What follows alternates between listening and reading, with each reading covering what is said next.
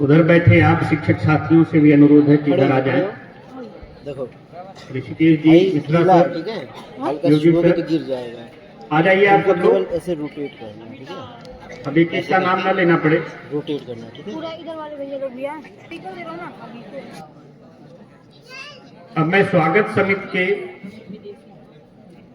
सदस्यों से अनुरोध करता हूं कि वहां जाएं और प्राचार्य महोदय से अनुरोध है कि आगंतुक अतिथियों का अंग वस्त्र, गुलदस्ता और स्मृति चिन्ह भेंट कर उनका स्वागत करें सर, सम्मानित करें।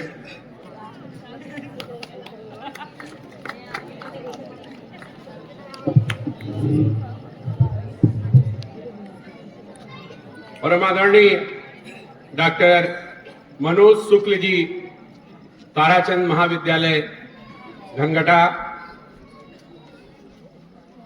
परमादरणीय श्री उत्तम चंद जी चौधरी, स्वामी विवेकानंद इंटरमीडिएट कॉलेज, आप प्रबंधक भी हैं घनघटा, डॉक्टर रमाकांत जी दंत चिकित्सक हैं घनघटा में, आप विद्यालय के अभिभावक भी हैं, डॉक्टर मनोज शुक्ल जी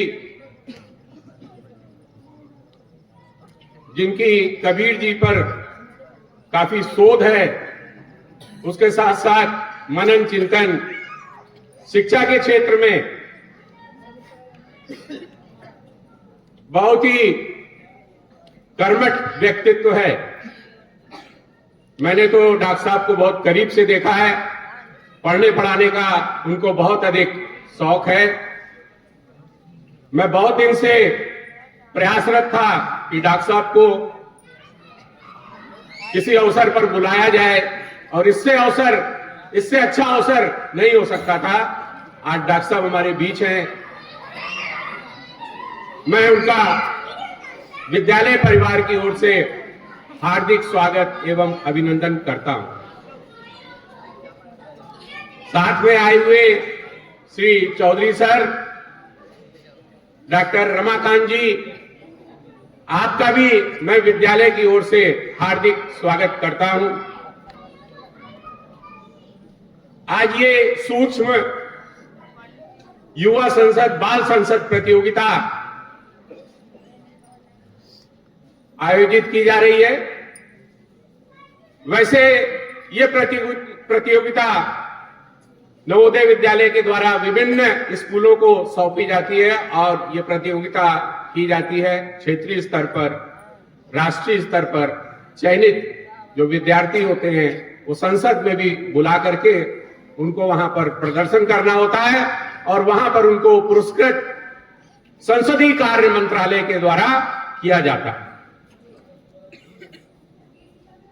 संसद की कार्रवाई कैसे होती है, कैसे उसका संचालन होता है, सूक्ष्म रूप में उसका प्रदर्शन होता है, ताकि बच्चों में संसद को समझने और संसद संचालन का नेतृत्व हो सके। आज बहुत गर्व की बात है, नवोदय विद्यालय के 3 सांसद राष्ट्रीय स्तर पर संसद में पहुंचे हुए हैं। विधायक तो ना जाने कितने छात्र हैं।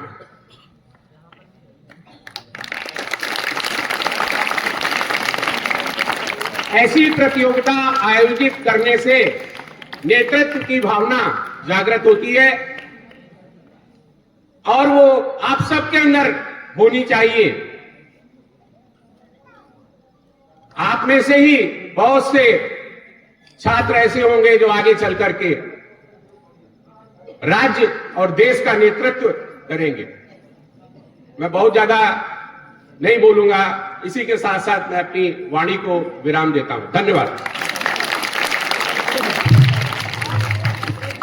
धन्यवाद सर।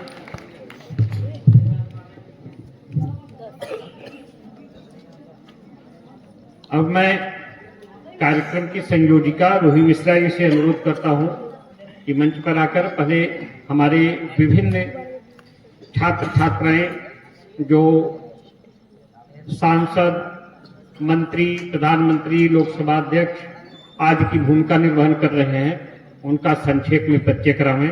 रोहिणी सर। शुभ संध्या सभी को। आज हमारे विद्यालय में युवा संसद कार्यक्रम में बहुत सारे बच्चों ने बहुत सारे जो जिम्मेदारियां हैं उनको उठाया है। इनके पदवार उनके नाम बताए जाएंगे।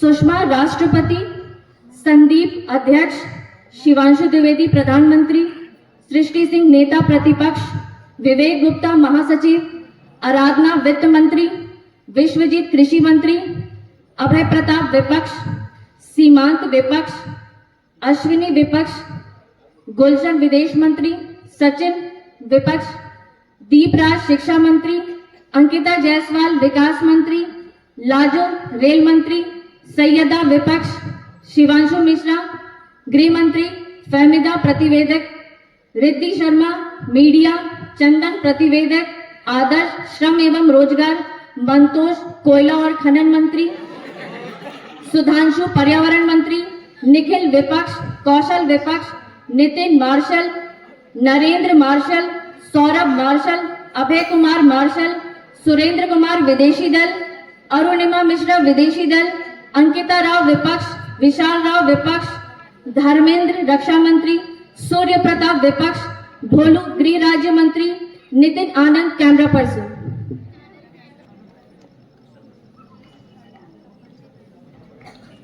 नमस्कार।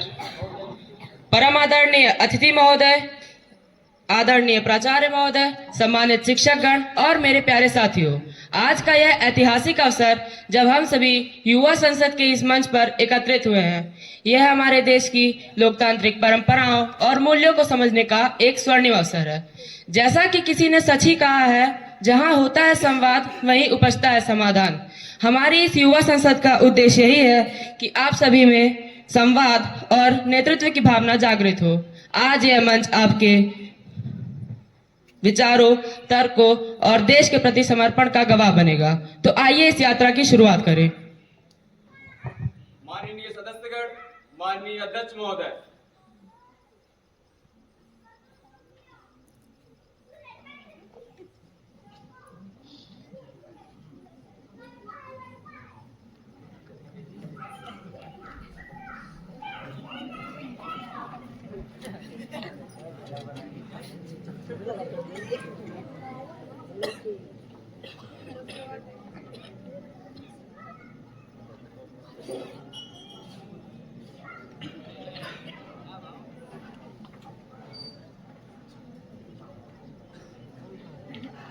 अब मैं माननीय अध्यक्ष महोदय से सत्र की कार्यवाही शुरू करने की अनुमति चाहता हूं। अनुमति है।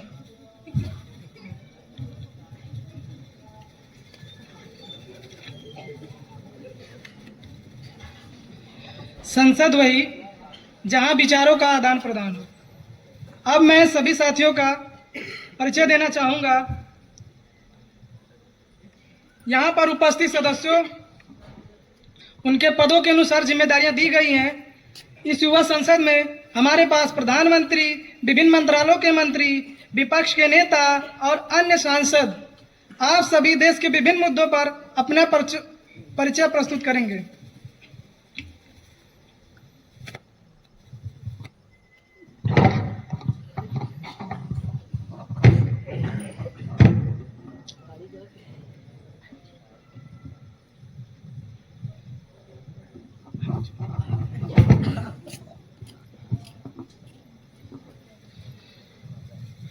सभी माननीय सदस्यों का मेरा अभिवादन है।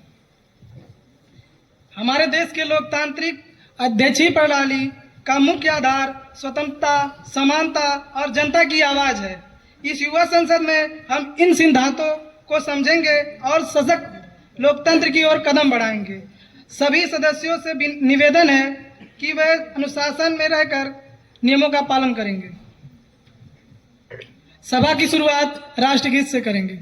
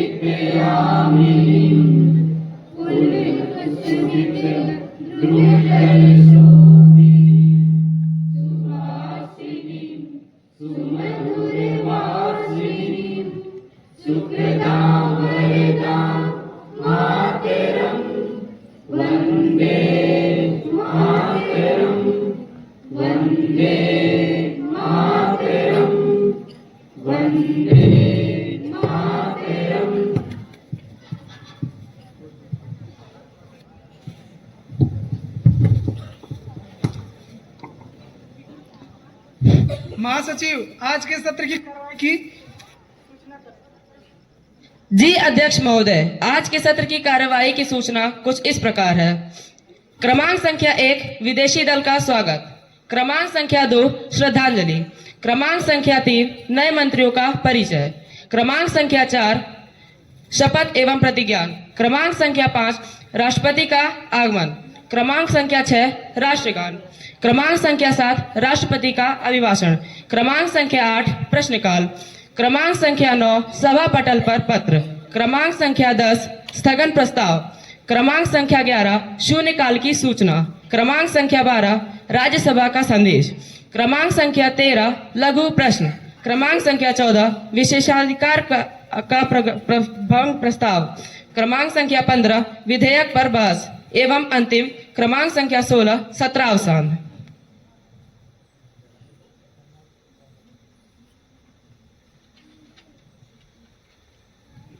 आज हमारे इस सभा में ब्रिटिश संसद के 2 सदस्य श्री सुरेंद्र जी एवं सुश्री अरुणिमा जी भी मौजूद हैं। दोनों ब्रिटिश सांसद प्रतिनिधि के तौर पे आज संसद की कार्रवाई देखने के लिए उपस्थित हैं और भारत की यात्रा पर हैं। मैं आप दोनों का पुनः स्वागत एवं अभिनंदन करता हूं।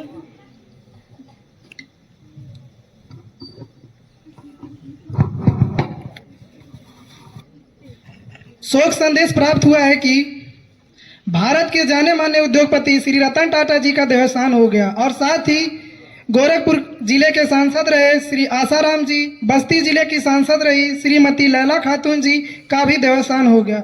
मैं शोकाकुल परिवारों को संवेदनाएं प्रकट करता हूं।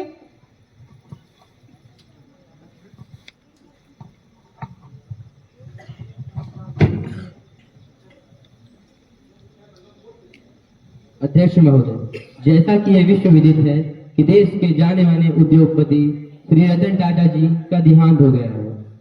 स्वर्गीय श्री रतन टाटा जी का स्वभाव बहुत ही सरल था। उनका योगदान यह देश कभी नहीं भूलेगा।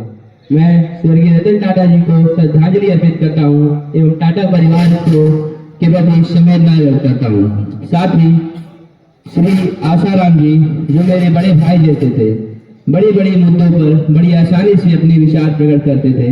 संत कबीर नगर को एक जिले बनाने में उनकी अहम भूमिका रही है। साथ ही श्री स्वर्गीय लैला खातून जी जिन्हें मैं कभी कभी बुआ करके बुलाता था, इन दोनों का जाना मेरी व्यक्तिगत हानि भी है।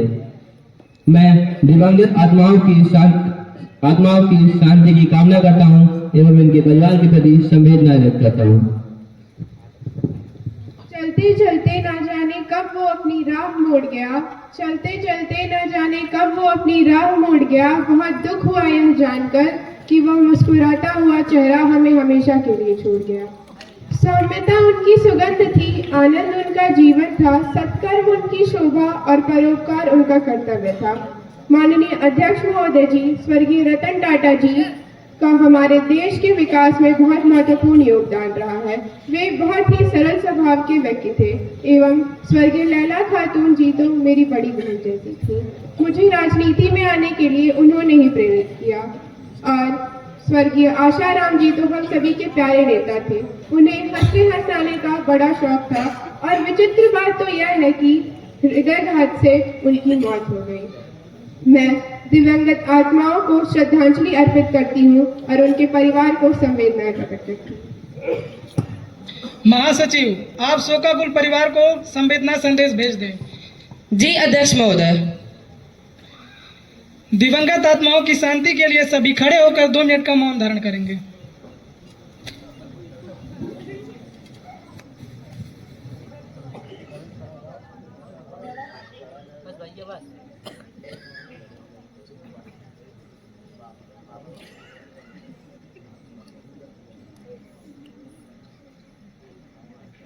ओम शांति। ओम शांति।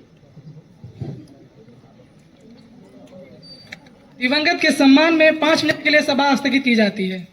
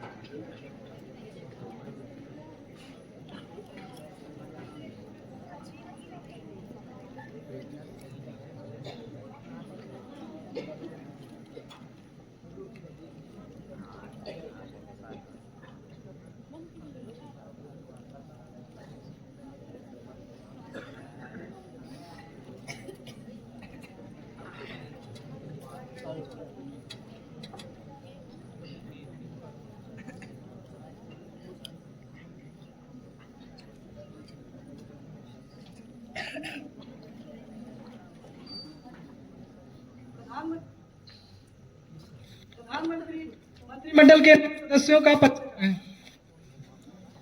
धन्यवाद सभापति महोदय। मैंने अपने मंत्रिमंडल में 2 नए मंत्रियों को सम्मिलित किया है। श्री आदर्श जी जो श्रम एवं रोजगार मंत्री के रूप में अपने कार्यभार को संभालेंगे एवं श्री मंतोष जी जो कोयला एवं खनन मंत्री के रूप में अपने कार्यभार को संभालेंगे।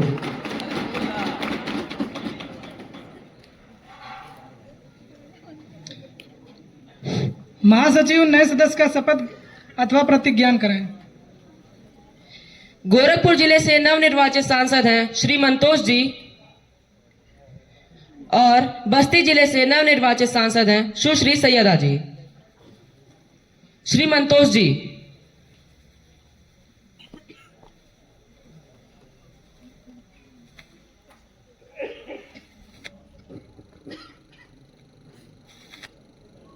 महोदय, आप प्रतिज्ञान करेंगे या शपथ लेंगे? मैं शपथ लूंगा। महोदय, आप किस भाषा में शपथ लेंगे? हिंदी भाषा में।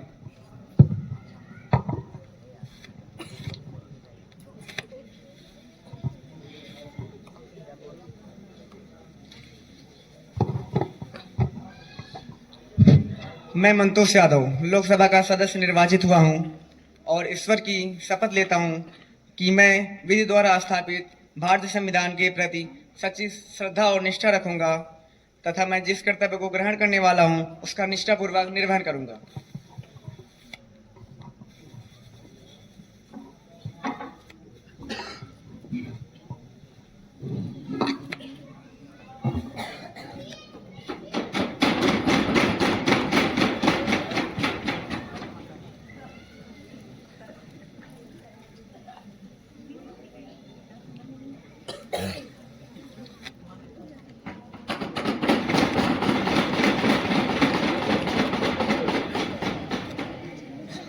सुश्री सैयदा जी।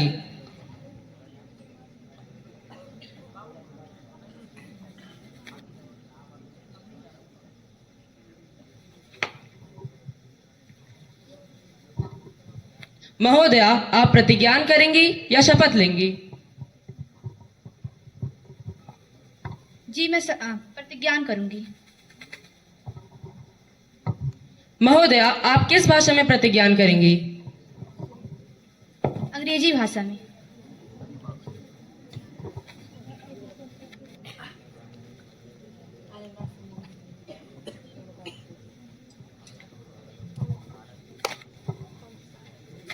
I, Sayyida, having been elected a member of the House of the People Lok Sabha, do swear in the name of God that I will bear true faith and allegiance to the Constitution of India as by law, sovereignty and integrity of India, that I will faithfully discharge the duty upon which I am about to enter.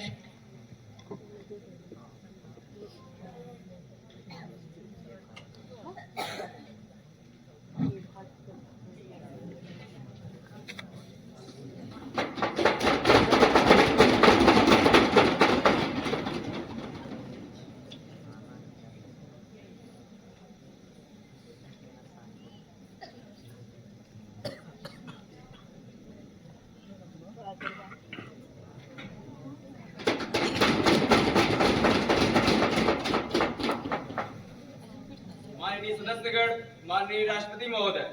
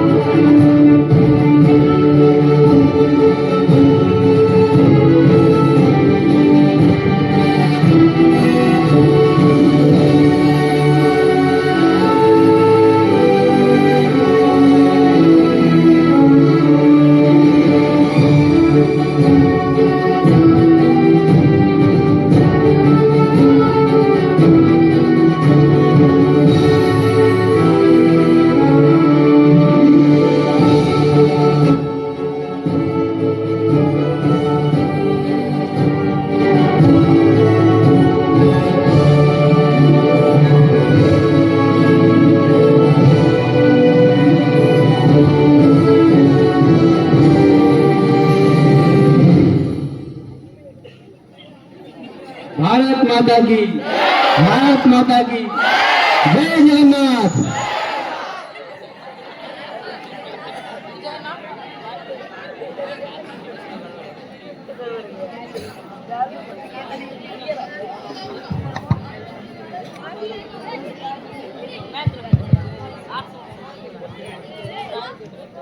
नई संसद में उपस्थित नए सांसदों को मैं बधाई देती हूँ। मुझे इस संसद भवन में आकर बहुत खुशी हो रही है। मेरी सरकार के कार्यों में एक कार्य और सम्मिलित हो गया। आज हम आज़ादी के 75 वर्ष पूरे कर चुके हैं। मेरी सरकार ने भारत में नए कीर्तिमान स्थापित किए हैं। हमारी सरकार मिशन मोड में काम कर रही है, जिसका फायदा देखने को मिल रहा है। विदेशों से जमकर निवेश आ रहा है। इसके चलते देश के युवाओं को रोजगार के नए अवसर मिल रहे हैं। हमारी सरकारी योजनाओं से देश के गरीबों को सम्मान मिला। इसके अलावा केंद्र सरकार ने खास तौर पर महिला सशक्तिकरण पर विशेष जोर दिया है। इसका उदाहरण है कि आज महिलाएं भी लड़ाकू विमान उड़ा रही हैं, सेना में अग्रिम मोर्चे पर तैनात हैं। हेल्थ केयर समेत तमाम सेक्टर्स में हमारी सरकार द्वारा शुरू की गई योजनाओं का असर पड़ा है, जो देश की वृद्धि को गति दे रही है। हमारी सरकार मानती है कि 140 करोड़ देशवासियों की सेवा ही हमारा प्रमुख कर्तव्य है और इसी के साथ हमारी सरकार काम भी कर रही है। पिछले 10 सालों में एयरपोर्ट की संख्या दुगनी हो गई। आदिवासी इलाकों में 30 मेडिकल कॉलेज खोले गए, जिसका लाभ हर वर्ग को मिल रहा है। पूर्वोत्तर के लिए विकास योजनाओं पर काम हुआ है और दलित वंचित समाज एवं दिव्यांगजनों को अच्छी तरह सरकारी योजनाओं का लाभ मिला है। भारत ने ग्लोबल लीडर के रूप में अपनी पहचान बनाई है। जम्मू कश्मीर में आज विकास का वातावरण है और धारा 370 हटाने से विकास को गति मिली है। अब हमारी सरकार की कुछ महत्वपूर्ण प्रगतिशील स्कीम इस प्रकार हैं। एमएसएमई के लिए क्रेडिट गारंटीज की स्कीम, मुद्रा लोन 10 लाख से बढ़ाकर 20 लाख किया गया। 25 करोड़ लोग गरीबी से बाहर निकले हैं। इंटर्नशिप योजनाओं ने युवाओं को मजबूत किया है। ड्रोन दीदी से महिला सशक्तिकरण के तहत 3 करोड़ दीदी बनाने का लक्ष्य है। 8,000 करोड़ खर्च कर देश में 52,000 इलेक्ट्रिक बसें चलेंगी। 8वें वेतन आयोग के गठन को मंजूरी दे दी गई है। टैक्स से जुड़े नियमों को आसान बनाया गया है। आज भारत एआई को लेकर दुनिया को राह दिखा रहा है। देश की महिलाएं आज सुरक्षित महसूस कर रही हैं।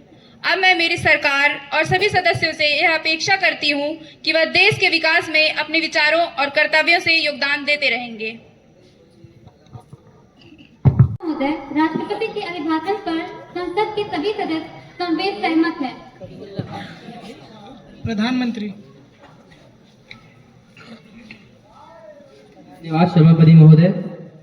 मैं राष्ट्रपति के कथन पर सहमत हूँ।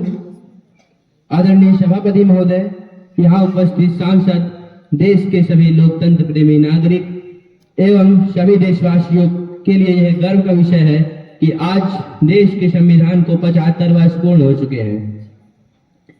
सभापति महोदय, 75 वर्षों का यह यात्रा आसान नहीं थी।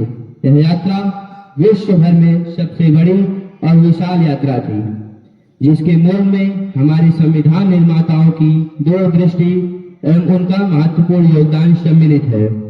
मेरे लिए यह खुशी का विषय है कि संसद भी इस अवसर पर शामिल होकर अपनी भावनाओं को प्रकट कर रहा है। मैं उन सभी महान सांसदों का आभार व्यक्त करता हूं जिन्होंने इस महान पर्व पर हिस्सा लिया। मैं उनका अभिनंदन करता हूं। आदरणीय सभापति महोदय, 75 वर्षों की यह यात्रा सरल नहीं थी, असाधारण थी। जब यह देश आजाद हुआ, उस समय की सारी संभावनाओं को निरस्त एवं परस्त करते हुए आज हम इस संविधान को जी रहे हैं। आज हम जिस उपलब्धि पर पहुंचे हैं, उसी उपलब्धि के साथ संविधान निर्माताओं एवं देश के कोटि कोटि नागरिकों को मैं नमन करता हूं। आदरणीय अध्यक्ष महोदय, भारत का लोकतंत्र, गणतंत्र, राज इतिहास बहुत ही समृद्ध रहा है, विश्व के लिए प्रेरणादायक रहा है। तभी तो आज भारत को मदर ऑफ डेमोक्रेसी के रूप में जाना जाता है। हम सब लोकतंत्र की जननी है।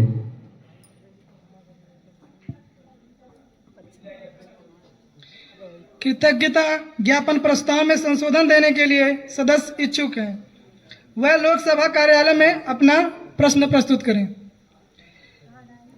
राष्ट्रपति के अभिभाषण पर चर्चा के लिए 3 दिन प्रस्तावित किए गए हैं, जिनमें 8 अप्रैल 2025, 12 अप्रैल 2025, 13 अप्रैल 2025 हैं।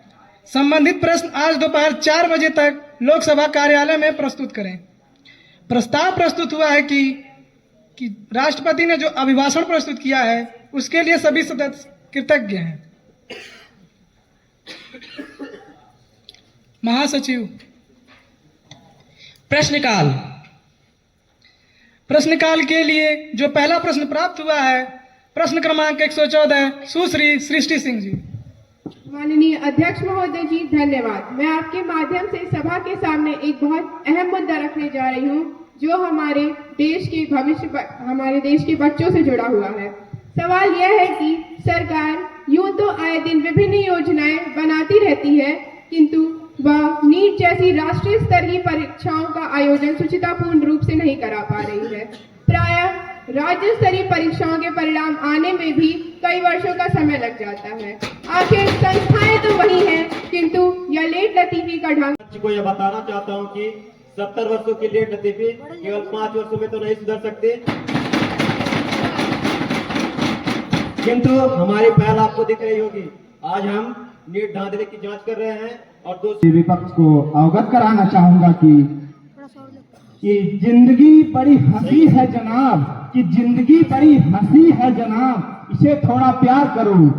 अभी तो महाकुंभ से पहली किरण निकली है, जरा सुबह का इंतजार करो, जरा सुबह का इंतजार करो। ये जीवन होना भी चाहिए। आपने तो मृत्यु के घाट उतार दिया हजारों लोग। रुक जाइए, बैठ जाइए महोदय। मान्यवर विपक्षी दलों को जो भ्रांतियां हुई हैं, मैं बताना चाहूंगा कि इनके द्वारा जो उठाया गया सवाल है बिल्कुल बेबुनियादी एवं तथ्यहीन है। कुछ छिटपुट घटनाओं को छोड़ दिया जाए, कुछ छिटपुट घटनाओं को छोड़ दिया जाए तो यह भारत सरकार एवं भारतीय नागरिकों के लिए पूरे गर्व और निष्ठा की बात रही है। महोदय आपको छिटपुट घटना नहीं है। मान्यवर, मैं अंत में चंद पंक्तियों के माध्यम से अपनी वाणी को विराम देना चाहूंगा। जरा गौर फरमाइएगा कि नजर नहीं नजारों की बात करते हैं, कि नजर नहीं नजारों की बात करते हैं, जमीन पर चांद सितारों की बात करते हैं। वो हाथ जोड़कर बस्तियों को लूटने वाले आज भरी सभा में सुधारों की बात करते हैं, सुधारों की बात करते हैं। मेरे सवाल का जवाब तो मिला ही नहीं। मैंने पूछा था श्रद्धालुओं की मौत की जिम्मेदार कौन लेगा। आप प्रश्न को कृपया ध्यान से उत्तर को समझें। Any supplementaries? प्रश्न क्रमांक 203 सुश्री अंकिता राव। धन्यवाद अध्यक्ष महोदय। मैं आपके माध्यम से पर्यावरण मंत्री से पूछना चाहती हूँ कि AQI का बढ़ता स्तर, नालों में परिवर्तित होती नदियाँ, गांव एवं शहरों के बाहर कचरों के पहाड़, क्या सरकारें वास्तव में जनता के सरोकारों को भूलकर राज करना सीख गई है? जलवायु परिवर्तन के बढ़ते खतरे को देखते हुए सरकार ने क्या कदम उठाए हैं? क्या कोई विशेष योजना है जो विद्यालय में छात्रों को पर्यावरण के प्रति जागरूक बनाए? पर्यावरण मंत्री श्री सुधांशु जी। वड़क्कम जी, सरकार जलवायु परिवर्तन और पर्यावरण संरक्षण को लेकर पूरी तरह से प्रतिबद्ध है। हमने इस दिशा में कई ठोस कदम उठाए हैं, जैसे राष्ट्रीय स्वच्छ गंगा मिशन, कचरा प्रबंधन और पुनर्चक्रण, जलवायु परिवर्तन से निपटने के लिए मिशन पर्यावरण शिक्षा, जिसके तहत हमने मिशन इको क्लब और पर्यावरण दिवस जैसे कार्यक्रमों के जरिए छात्रों में हरित जीवन शैली को प्रोत्साहित किया है, कार्बन फुटप्रिंट को कम करने की योजना आदि। सरकार का मानना है कि पर्यावरण संरक्षण एक सामूहिक प्रयास है, इसलिए हम न केवल नीति निर्माण में लगे हैं बल्कि समाज के हर वर्ग को इसके लिए जोड़ने का प्रयास कर रहे हैं। हम शिक्षा और जागरूकता के माध्यम से छात्रों को इस आंदोलन का हिस्सा बना रहे हैं। मैं विपक्ष से अनुरोध करता हूं कि हमारे इस कार्यक्रम में खुद को जोड़ें और सरकार का सहयोग करें। धन्यवाद।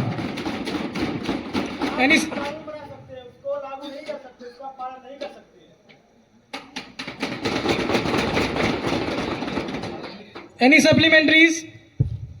जी अध्यक्ष महोदय, मैं कुछ पंक्तियां कहना चाहती हूँ। पेट खाली है, योग कराया जा रहा है। जेब खाली है, खाता खुलवाया जा रहा है। खाने को खाना नहीं है, शौचालय बनवाया जा रहा है। गांव में बिजली नहीं है, डिजिटल इंडिया दिखाया जा रहा है। सभी कंपनियां विदेशी हैं, मेक इन इंडिया बनाया जा रहा है।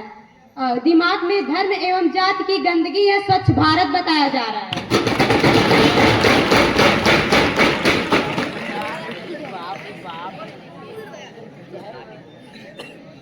प्रश्न क्रमांक 245 श्री कौशल भारती। धन्यवाद अध्यक्ष महोदय, मैं आपका शुक्रगुजार हूँ कि आपने मुझे बोलने का अवसर प्रदान किया। अध्यक्ष महोदय, मैं आपके माध्यम से सरकार से पूछना चाहता हूँ कि भारतीय खिलाड़ी ओलंपिक खेलों में या अंतर्राष्ट्रीय खेलों में जब पदक जीत कर आते हैं तो सरकार के सारे मंत्री विजेताओं के साथ फोटो खिंचाने पहुंच जाते हैं, लेकिन जब उन्हें सुविधाएं देने की बात आती है तो सरकारी उपस्थिति नगण्य हो जाती है। अक्सर राष्ट्रीय अंतर्राष्ट्रीय स्तर के खिलाड़ी अपनी मांग रखते हैं, धरना देते हैं, पर सरकार के कान बंद हो जाते हैं। आगे सरकार विजेताओं के अनुसार सारे कब तक अपनी राजनीति चमकाएगी। खेल मंत्री श्री सचिन कुमार। धन्यवाद अध्यक्ष महोदय। मैं आपके माध्यम से पूर्व कबड्डी खिलाड़ी श्रीमान कौशल जी को बताना चाहूंगा कि जब इनकी सरकार सत्ता में थी, इन्होंने खिलाड़ियों को जिन सुविधाओं से वंचित रखा, आज उसी को हम पूरा कर रहे हैं। महोदय, आज हमारी सरकार ने ही नीरज चोपड़ा, मनु भाकर, सरबजोत सिंह, अमन सहरावत, लक्ष्य सेन, मीराबाई चानू आदि कई खिलाड़ियों ने भारत को न सिर्फ पदक दिलाए हैं बल्कि देश का गौरव भी बढ़ाया है। देश का गौरव तो खिलाड़ियों ने बढ़ाया है, लेकिन उनके गौरव का क्या? महोदय, रही बात फोटो खिंचाने की, तो हम यह मानते हैं खिलाड़ियों का स्वागत वैसे ही किया जाना चाहिए जैसे बारात में दोनों का किया जाता है। अरे दूल्हे तो प्रधानमंत्री बने बैठे हैं। माननीय प्रधानमंत्री जी खुद उन्हें प्रोत्साहित करते रहते हैं, हर मैच के पहले उनसे बातचीत करते रहते हैं। अब अगर हमारे सकारात्मक कार्य इनका राजनीति चमकाने लगता है तो यही सही। Any supplementary? कार्य केवल बातचीत से नहीं चलते। यस अध्यक्ष महोदय, तो फिर खिलाड़ी, खासकर कुश्ती संघ से जुड़े खिलाड़ी धरने पर क्यों बैठे हैं? क्या सरकार को उनकी मांग सुनाई नहीं दे रही हैं? अध्यक्ष महोदय, हमने इस मामले का संज्ञान लिया है और हमने एक जांच समिति का भी गठन कर लिया है। जल्द ही इस समस्या को सुलझाने का प्रयास किया जाएगा। आप केवल समितियों का गठन ही कर सकते हैं, कोई कार्य? अरे पहले गठन तो करने दीजिए, उसके बाद कार्य किया जाएगा। आपका जवाब जो बुनियादी है सरासर गलत है। जनता जवाब ला। बैठ जाइए महोदय, बैठ जाइए। बैठ जाइए महोदय, बैठ जाइए। बैठ जाइए महोदय। चाहिए आपके लोग को कामयाब है सर। आके बैठ जाइए महोदय। महोदय, ये ऐसा नहीं है। बैठ जाइए, बैठ जाइए। संसदीय गरिमा बनाए रखे हैं आप। ये गलत है महोदय। महोदय गलत है, इसका जवाब मिलेगा। जो आप पट्टियां दिखा रहे हैं वो असंवैधानिक है, इसको रिकॉर्ड में शामिल नहीं किया जाएगा। विपक्षी सदस्य से मेरा अनुरोध है कि कृपया संसदीय गरिमा बनाए रखें, नहीं तो मैं कोई एक्शन ले लूंगा। प्रश्न क्रमांक 302 सुश्री सैयदा। धन्यवाद अध्यक्ष महोदय। प्रश्न पूछने से पहले मुझे देवी प्रसाद की कुछ पंक्तियां याद आ रही हैं। यह सवाल उसे शर्मिंदा कर देता है कि क्या कर रहा है वह आजकल। वह डकैती नहीं करता, वह तस्करी नहीं करता, वह हत्याएं नहीं करता, वह फरेबी वादे नहीं करता, वह देश नहीं चलाता। फिर भी यह सवाल उसे शर्मिंदा कर देता है कि क्या कर रहा है वह आजकल। अध्यक्ष महोदय,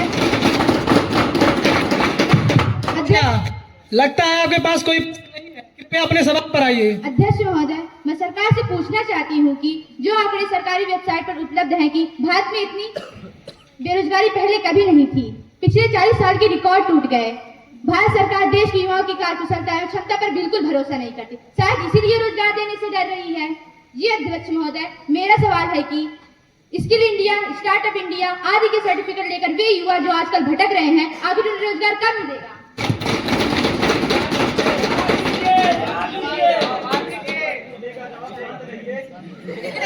श्रम एवं रोजगार मंत्री श्री आदर्श जी। शुक्रिया अध्यक्ष महोदय आपका। अध्यक्ष महोदय, मैं आपके माध्यम से विपक्ष की नवनिर्वाचित सदस्य को बताना चाहता हूं कि हमारी सरकार ने make in India, skill India, startup India, मुद्रा लोन और इंटर्नशिप प्लान के माध्यम से युवाओं को कौशल उपलब्ध कराया है,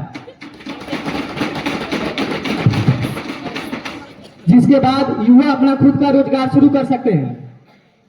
तो क्या आप मानते हैं कि पकौड़े तलना भी एक रोजगार है? क्योंकि आपके ही एक नेता ने टीवी चैनल पर जाकर यह बयान दिया कि पकौड़े तलना भी एक रोजगार है। अध्यक्ष महोदय, वैसे तो रोजगार देना पकौड़े तलने जैसा आसान तो नहीं है। हम विभिन्न क्षेत्रों में युवाओं को नौकरियां देने के लिए वचनबद्ध हैं।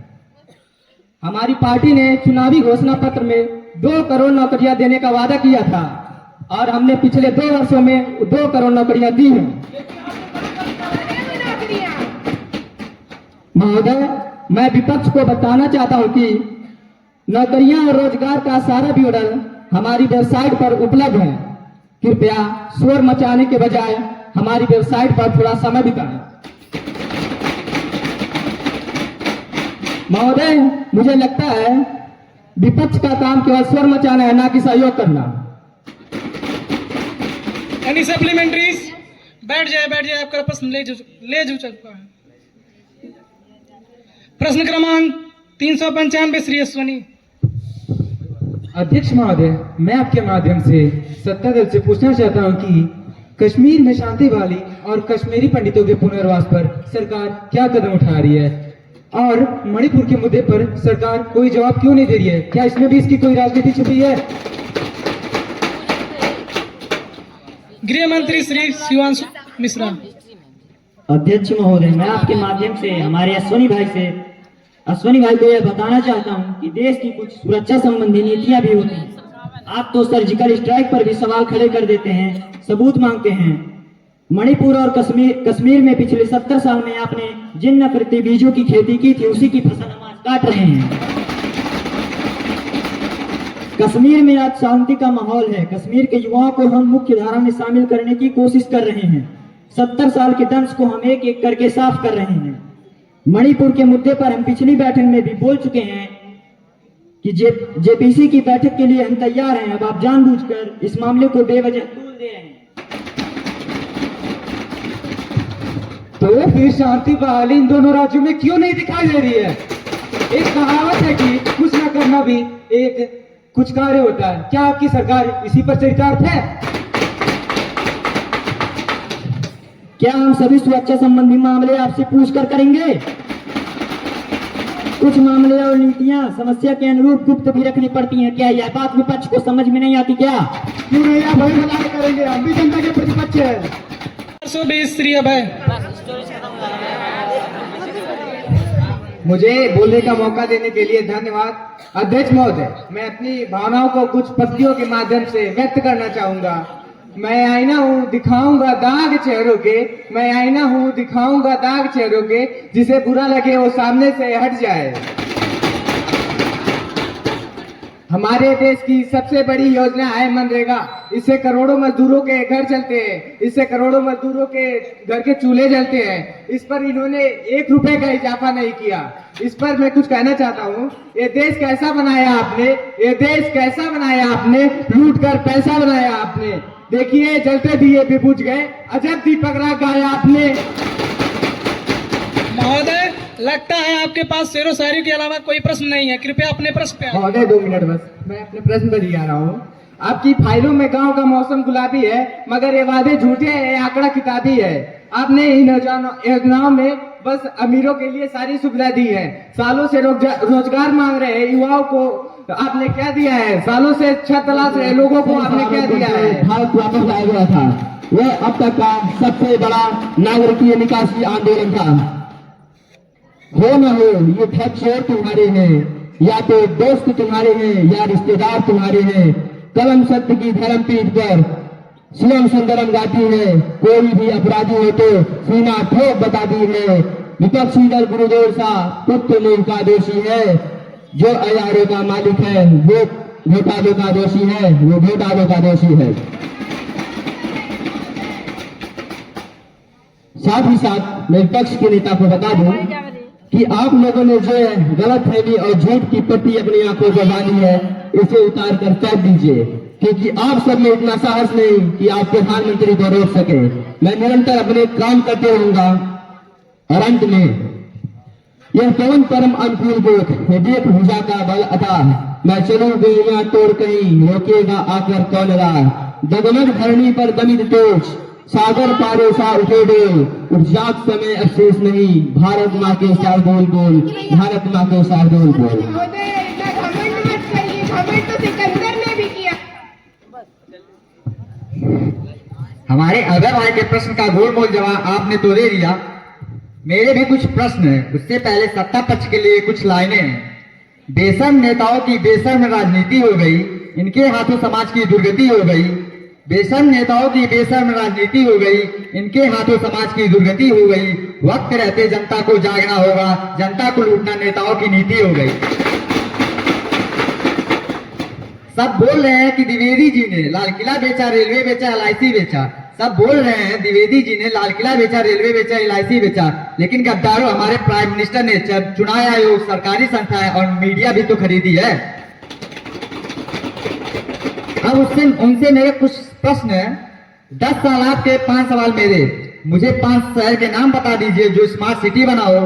मुझे 5 गोद लिए गांव बता दीजिए जो आदर्श गांव बनाओ। मुझे 5 जिलों के नाम बता दीजिए जहां नया अस्पताल खुला हो। 5 जिलों के नाम बता दीजिए जहां पर हर घर शौचालय हो।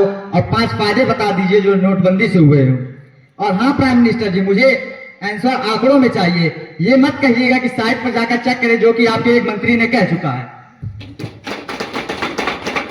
आदरणीय सभापति महोदय, मैं विपक्ष को नेता को यह बता दूं कि देश के प्रधानमंत्री के रूप में भी बहुत काम होते हैं।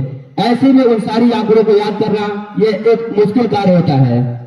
इसलिए मैं आपसे हाथ जोड़कर यह अनुरोध करता हूं कि आप अपने कीमती समय को निकालकर हमारी सरकारी आंकड़ों पर कुछ समय बिताएं। हम आपसे पहले ही कह चुके हैं कि हमें साइट पर जाने नहीं, हमें लिखित आंकड़े चाहिए। महोदय, लगता है आप सुनते नहीं प्रधानमंत्री हैं। वही कह रहे हैं कि साइट पर जाकर चेक करिए, आपके पास लिखित आंकड़े नहीं है। महोदय, लगता है आप सुनते नहीं हैं। मैं पहले उल्लेख कर चुका हूं कि देश के प्रधानमंत्री के रूप में एक इन आंकड़ों को याद करना बहुत ही कठिन कार्य है, क्योंकि हम एक काम तो नहीं किए हैं।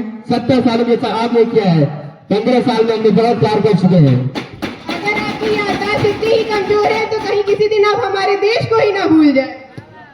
महोदय, ऐसा बात नहीं है, आपको इसका भी उत्तर दिया जाएगा।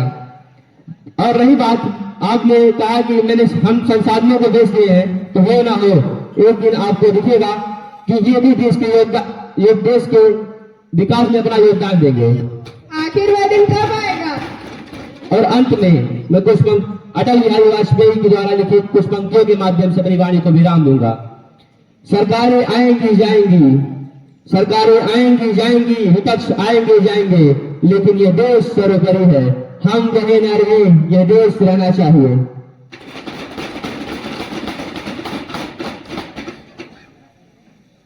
महासचिव, सभा पटल पर पत्र। सभा पटल पर पत्र प्रस्तुत करने जा रहे हैं शिक्षा मंत्री श्री दीपराज जी।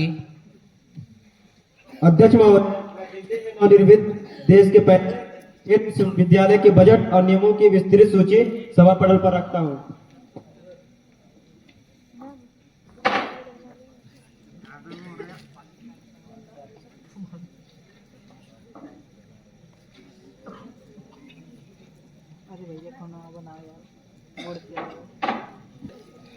स्थगन प्रस्ताव श्री निखिल चौरसिया। धन्यवाद महोदय, जो आपने मुझे प्रश्न पूछने का मौका दिया। जैसा कि आप जानते हैं कि वर्तमान सरकार भारत को विश्वगुरु समझती है।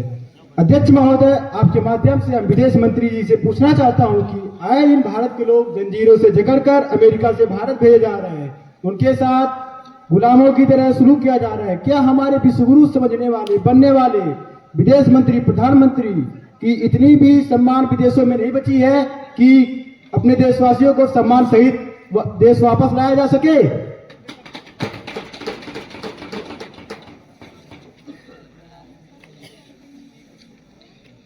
विदेश मंत्री श्री गुलशन। Honorable Chairman ji, I want to tell the questioner that he should at least ask the question in a proper manner. In a foreign country, it is not the credibility of a minister or a prime minister, but it is the prominence of nation. When we go abroad, we go not as a minister or a prime minister, but as a representative of India. What happened there is in the name of our country. It is the reputation that ensure the people returns their home safely. Otherwise, you can see the condition of Mexican people. Many Mexican citizens have been put under house arrest by US government. It is the prominence of country that America had been brought all the intruders to our country at its own expense. While I want to tell the opposition that how committed our government to the safety and relief of its citizens. During Ukraine war, we brought back thousands of students safely from Ukraine, and also our army risked its life to bring back thousands of Indian citizens safely from Gulf countries. The government understands its responsibility and is also fulfilling it very well. Thank you.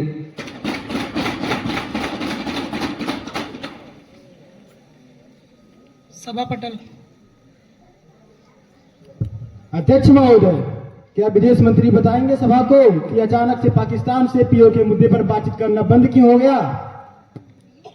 अध्यक्ष महोदय, मैं सदन को बताना चाहता हूं कि हम पाकिस्तान से बातचीत करना चाहते हैं, लेकिन एक तरफ वो आतंकवाद फैलाएंगे और हमारे देश के सैनिकों का सिर कलम करके ले जाएंगे, तो हम भी यहाँ उन्हें प्रेम पत्र लिखने के लिए नहीं बैठे हैं।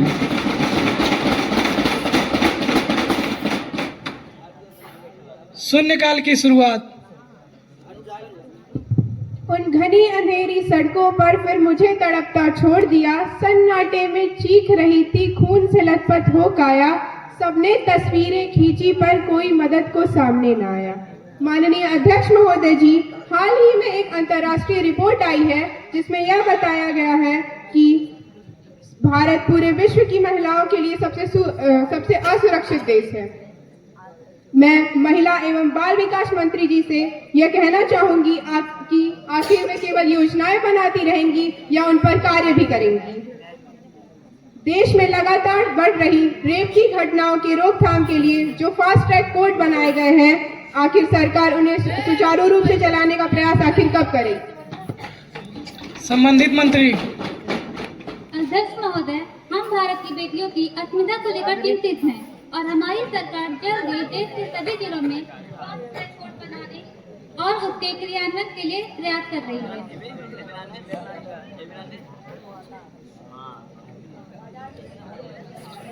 राज्य का संदेश।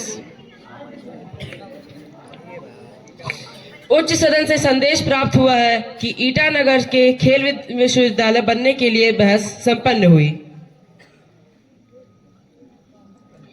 लघु प्रश्न श्री सीमांत।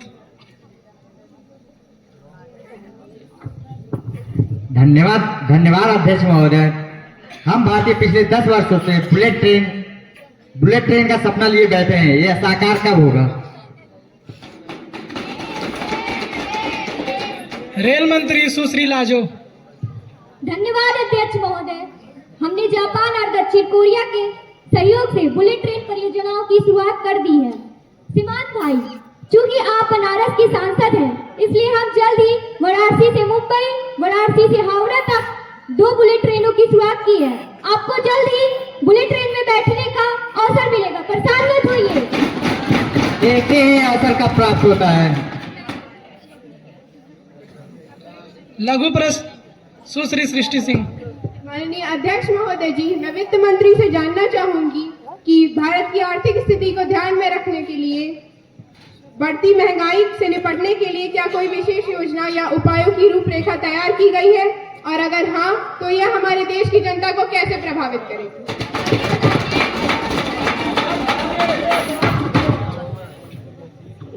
वित्त मंत्री सुश्री आराधना जी। धन्यवाद अध्यक्ष महोदय। मैं आपके माध्यम से विपक्ष को ये बताना चाहती हूँ कि महंगाई भारत की आर्थिक स्थिति के लिए एक महत्वपूर्ण मुद्दा है, जिसे सरकार पूरी प्राथमिकता के साथ देख रही है।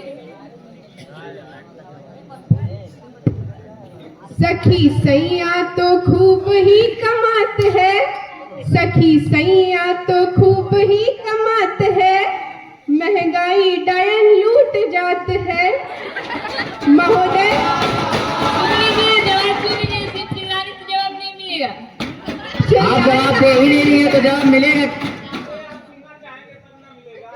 महोदय, हम तो सुनने के लिए ही बैठे हैं। महोदय, हमारी वित्त मंत्री जी ने तो एक पॉपकॉर्न पर विभिन्न प्रकार के टैक्स लगा रखे हैं। सादा पॉपकॉर्न सस्ता है, सॉल्टेड पॉपकॉर्न उससे महंगा, और कैरामेलाइज्ड पॉपकॉर्न तो सोने के भाव बिक रहे हैं। आखिर जीएसटी का एक ही प्रकार की वस्तु पर इस तरीके से विभेद क्यों है? सेम। अध्यक्ष महोदय, मैं आपके माध्यम से विपक्ष को ये बताना चाहती हूँ कि सादा पॉपकॉर्न सस्ता है, लिमिटेड होने के कारण थोड़ा महंगा होगा कैम्ब्रिज पॉपकॉर्न जो कि इलायची वस्तुओं की श्रेणी में आता है। फाइनेंस मिनिस्टर मैडम, भारतीय रुपए की कीमत लगातार गिर रही है, आखिर इस विषय पर आप कब बोलेंगी?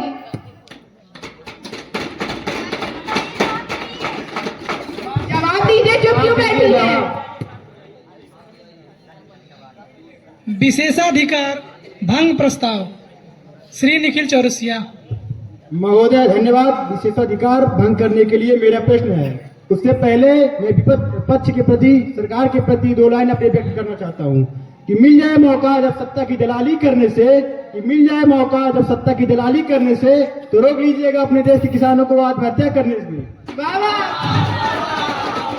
महोदय, मेरा सवाल कृषि मंत्री जी से है कि रबी की फसल के लिए इस वर्ष एमएसपी किन किन फसलों में बढ़ाया गया है? किसान सम्मान निधि इतनी कम है, आखिर इससे किसानों को कितना लाभ होगा? सरकार यूं तो विभिन्न योजनाएं लागू करती है, किंतु जब जमीनी तौर पर उस पर कार्य करने की बात आती है तो सरकार एकदम से शांत क्यों जाती है?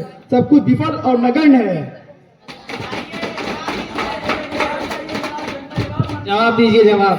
कृषि मंत्री श्री विश्वजीत। धन्यवाद अध्यक्ष। मैं आपके माध्यम से विपक्ष को बताना चाहता हूँ कि अध्यक्ष महोदय, किसानों की बेहतरी के लिए एमएसपी में बढ़ोतरी की। नई एमएसपी दरें गेहूं पर 2425 रुपए, बाजरे पर 1980 रुपए, चने पर 5660 रुपए, इसके अलावा जूट पर 5650, गन्ने पर 350 रुपए की एमएसपी निर्धारित की गई। महोदय, हमने किसानों के जीवन स्तर को सुधारने के लिए 6000 रुपए की किसान सम्मान निधि योजना, इसके अलावा खाद, बीज, यूरिया, कीटनाशक आज उचित मूल्य पर उपलब्ध कराने का प्रयास किया है। महोदय, हमने किसानों को ऑर्गेनिक फार्मिंग से जोड़ने के लिए परंपरागत कृषि विकास योजना से जोड़ने का भी प्रयास किया है। आखिर आपने इतने ही कार्य किए हैं कि तो सरकार आत्महत्याएं क्यों कर रहे हैं? महोदय, आप पक्ष का उत्तर सुनना चाहेंगी कि आपका माइक ऑफ कर दिया जाए? अध्यक्ष, प्रधानमंत्री योजना, प्रधानमंत्री किसान बीमा योजना, एग्रीकल्चर नमो ड्रोन दीदी, इसके अलावा हम किसान को सॉइल हेल्थ कार्ड भी उपलब्ध करा रहे हैं। महोदय, हम किसान को एग्रीकल्चर इंफ्रास्ट्रक्चर फंड भी उपलब्ध करा रहे हैं। महोदय, हमें लगता है कि विपक्ष मुख्य को भटका बर्बाद कर रही है। 1 नेशन 1 इलेक्शन के मुद्दे को लेकर इनको रात भर नींद नहीं आई है। धन्यवाद।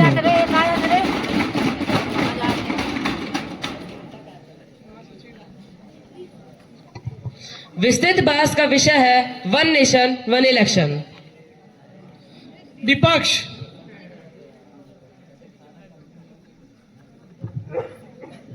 धन्यवाद मान्यवर। विविधता ही हमारी ताकत है। मेरा मानना है कि 1 नेशन 1 इलेक्शन का विचार भारत जैसे विविधतापूर्ण देश के लिए अनुचित है। एक साथ चुनाव होने से राज्यों के मुद्दे दब सकते हैं, ऐसे में लोकतंत्र की संघीय व्यवस्था कमजोर हो सकती है। पक्ष। धन्यवाद मान्यवर, मैं इस तर्क से सहमत नहीं हूँ। 1 नेशन 1 इलेक्शन न केवल देश के समय और संसाधनों की बचत करेगा, बल्कि हमारे लोकतांत्रिक प्रक्रिया के और भी प्रभावी बनाएगा। विपक्ष।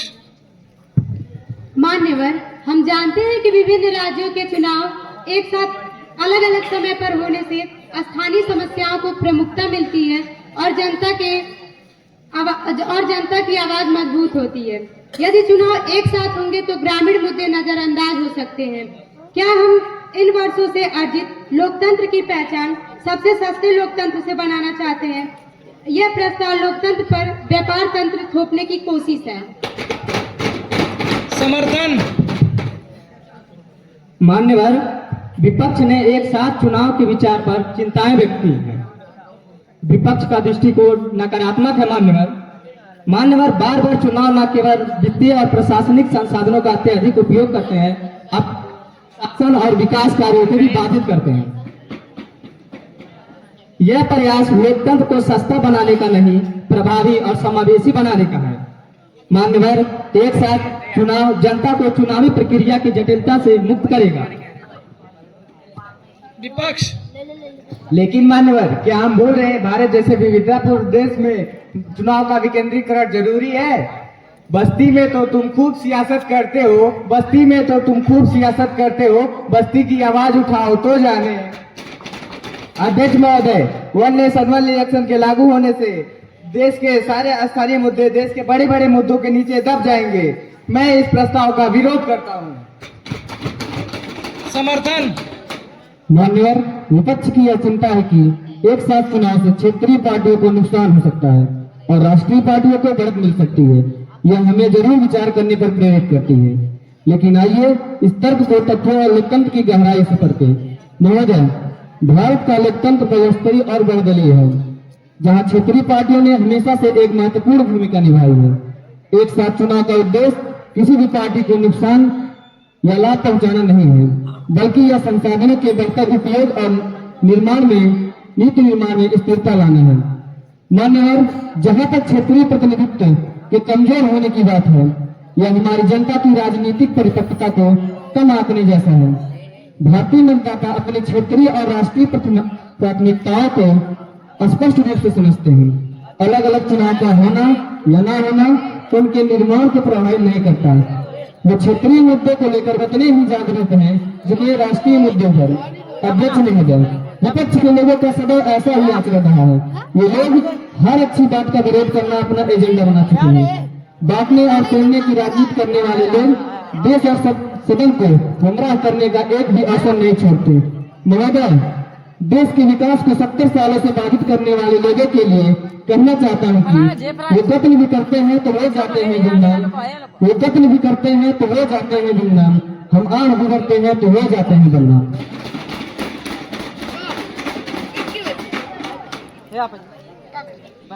वन नेशन वन इलेक्शन प्रस्ताव पर बहस की जा चुकी है। पक्ष और विपक्ष ने अपने अपने मत प्रस्तुत किए हैं। अब इस बिल पर मतदान होगा। जो सदस्य इसके समर्थन में है वो हाँ में उत्तर देंगे और जो समर्थन नहीं करते वो ना में उत्तर देंगे। All in favour of the motion 1A में से आए। All in against of the motion 1A में से no. I think ayes have it, ayes have it, ayes have it. All in favor of motion 2A में से aye.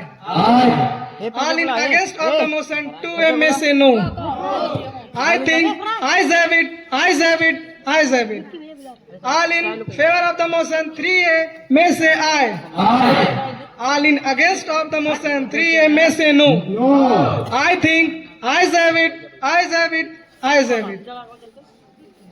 यह विधेयक सर्वसहमत से लोकसभा में अग्रिम बहस के लिए भेजा जाता है। यह कानून सर्वथा असंवैधानिक अलोकतांत्रिक है। मैं इसका विरोध करता हूँ। हमारी विपक्ष इसकी विरोध करती है। पक्षपात कर रहे हैं महोदय, आप पक्षपात कर रहे हैं। बैठ जाइए, बैठ जाइए। इस शोर शराबा के कारण सभा कल तक के लिए स्थगित की जाती है।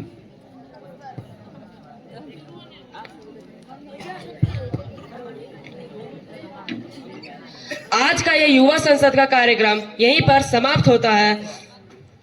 उम्मीद है कि आपको यह कार्यक्रम पसंद आया होगा। मैं विद्यालय परिवार की ओर से माननीय अतिथिगण, प्राचार्य महोदय और यहाँ पे उपस्थित सभी जनों को धन्यवाद व्यक्त करता हूँ। इस कार्यक्रम को सफलतापूर्वक संपन्न कराने का श्रेय हमारी इतिहास शिक्षिका श्रीमती रूही मिश्रा जी और हमारे सामाजिक विज्ञान शिक्षक श्री राजेश यादव जी को जाता है, जिनके अथक प्रयासों से यह कार्यक्रम संपूर्ण हुआ। धन्यवाद।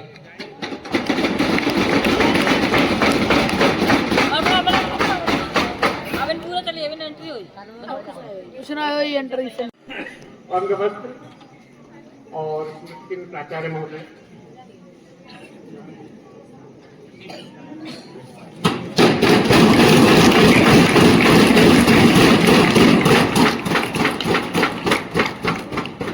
उत्तम चंद्र सर को उप प्राचार्य महोदय, उत्तम चंद्र सर को उप प्राचार्य महोदय सम्मानित करेंगे। हम लोग संत कबीर जन सेवा संस्थान भी चलाते हैं, तो ऐसे ही हमारे लिए वास्तव में आपने आत्मा को छुआ है।